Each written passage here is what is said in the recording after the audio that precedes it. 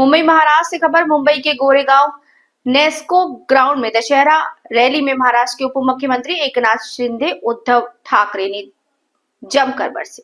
मुंबई के Goregaon Nesco ground में Dussehra rally में महाराष्ट्र के उप मुख्यमंत्री एकनाथ शिंदे उद्धव ठाकरे का नाम लिए बगैर जमकर बरसे। बाहर तेज बारिश हो रही थी और अंदर एकनाथ शिंदे उद्धव ठाकरे पर गरज रहे थे। उप मुख्यमंत्री एकनाथ शिंदे ने कहा कि उद्धव ठाकरे ने 100 साल से देश की सेवा करने वाले आरएसएस की आलोचना की है। उद्धव ठाकरे ने कुर्सी के लिए हिंदुत्व छोड़ा है। बाला साहब ठाकरे का सपना था कि जम्मू कश्मीर में 370 धारा हटे, अयोध्या में राम जन्मभूमि पर श्री राम जी का भव्य मंदिर बने। बाला साहब ठाकरे का ये सपना पंत प्रधान नरेंद्र मोदी ने पूरा किया। इस दशहरा रैली में शिंदे ने अपने संबोधन में प्रधानमंत्री नरेंद्र मोदी की जमकर तारीफ की।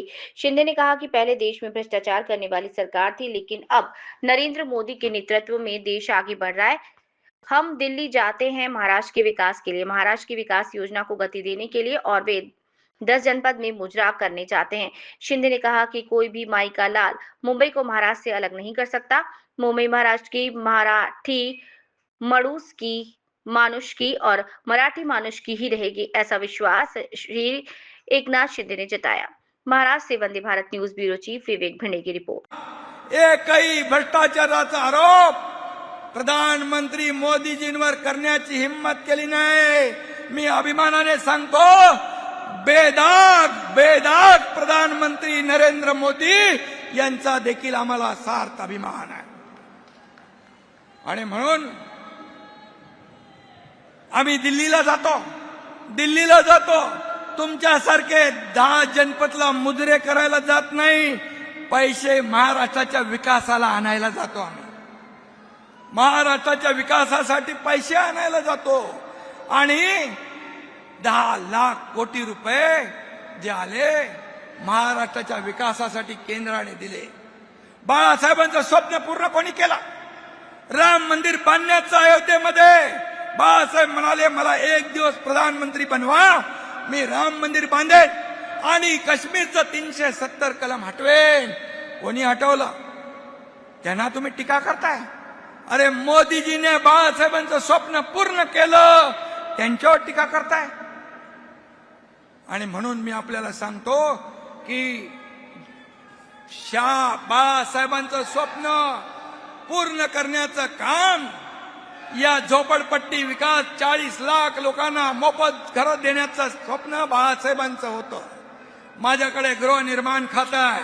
हा एकनाथ शिंदे बाळासाहेबांचं स्वप्न पूर्ण केल्याशिवाय राहणार नाही, हा देखील शब्द देतो। तुम्ही एका तरी गिरणी कामगाराला घर दिलं? या एकनाथ शिंदेने मुख्यमंत्री असताना 12,000 लोकांना घर दिलंय। 1 लाख गिरणी कामगारांना घर आमचं महायुती सरकार दिल्याशिवाय राहणार नाही। आणि म्हणून मी आपल्याला एकच सांगतो, आज राष्ट्रीय स्वयंसेवक संघावर देखील टीका केली, आरएसएस वर टीका केली। जे आरएसएसचे लोक आहेत, जेव्हा संकट आपत्ती येते तेव्हा मदतीला धावून जातात, संकटामध्ये धावून जातात, मदत करतात, जीव वाचवतात। 100 वर्ष त्यांना झाली। एक समर्पित भावनेने त्यांनी देशाची सेवा केली। राष्ट्रभक्त, देशभक्त आरएसएस वर देखील टीका करण्याचं काम तुम्ही करता। तुम्ही कसले हिंदुत्ववादी? आणि म्हणून मी 100 वर्ष, शताब्दी राष्ट्रीय स्वयंसेवक संघाला झाली आहे। 100 वर्षे थोडके वर्ष नाही। आणि राष्ट्रभक्ती, देशभक्ती जागृत करण्याचं काम त्यांनी केलं। त्यांच्या शताब्दी निमित्त देखील शिवसेनेच्या वतीने मी त्यांचं अभिनंदन करतो, त्यांना शुभेच्छा देतो।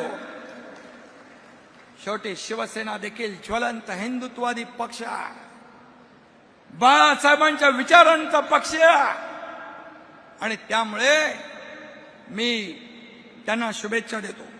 आता आपल्याला एवढंच सांगतो, आता लोकसभा आपण जिंकली, विधानसभा जिंकली, आणि आता स्थानिक स्वराज्य संस्था देखील महायुती जिंकल्याशिवाय राहणार नाही। आणि म्हणून